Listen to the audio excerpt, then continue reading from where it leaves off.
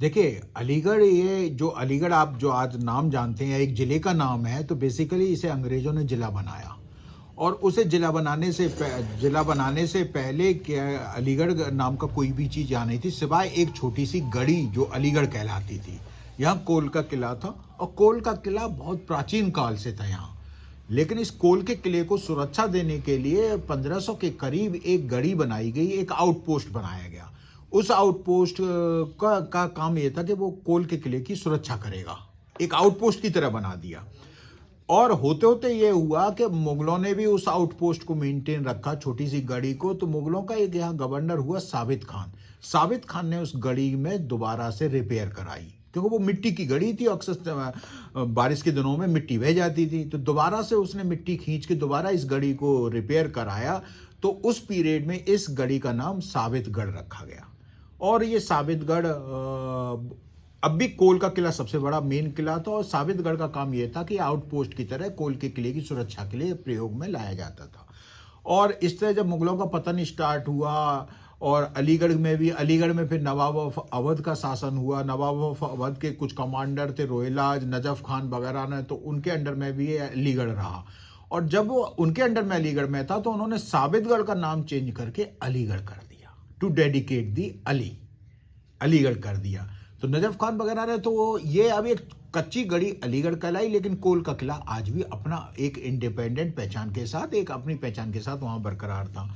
अब नजफ खान वगैरह, इसके बाद कुछ टाइम के लिए अलीगढ़ पे जाटों ने कब्जा किया। तो उन्होंने इस अलीगढ़ जो छोटी सी गढ़ी थी, इसका नाम बदल के रामगढ़ कर दिया।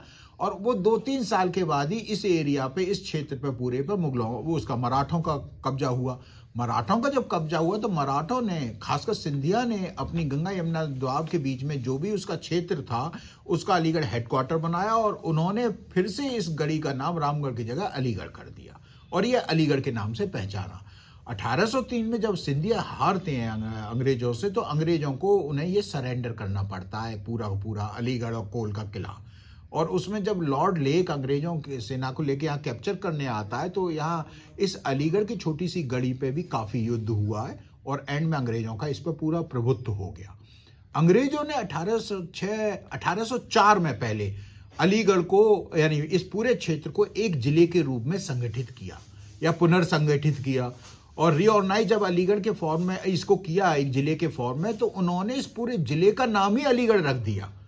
और उसके अंदर अब भी एक बहुत बड़ी कोल के किले की थी, लेकिन 1804 के बाद कालांतर में यह अलीगढ़ के जिले के नाम से ही जाना गया, जबकि स्टार्टिंग में अलीगढ़ एक छोटी सी गढ़ी थी। तो ये इस तरह अलीगढ़ का ये पूरा इतिहास, खासकर इसके नाम का इतिहास बरकरार है। आज एक नई बहस छिड़ गई है अलीगढ़ में, अलीगढ़ को हरिगढ़ करने की। तो हरिगढ़ कहाँ से आता है शब्द, ये हरिगढ़ ही क्यों? देखिए, ऐसा है, इसका कोई भी रेलिवेंसी नहीं है, कोई भी औचित्य नहीं है।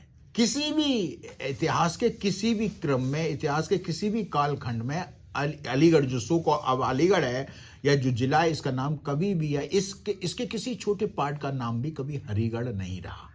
ये बेबुनियादी और बेकार की बहस और बेकार की, एक कहना चाहिए, अटेम्प्ट है किसी डिस्ट्रिक्ट को पूरा डिस्टॉर्ट करने, उसके इतिहास को उससे छुड़ा लेने का।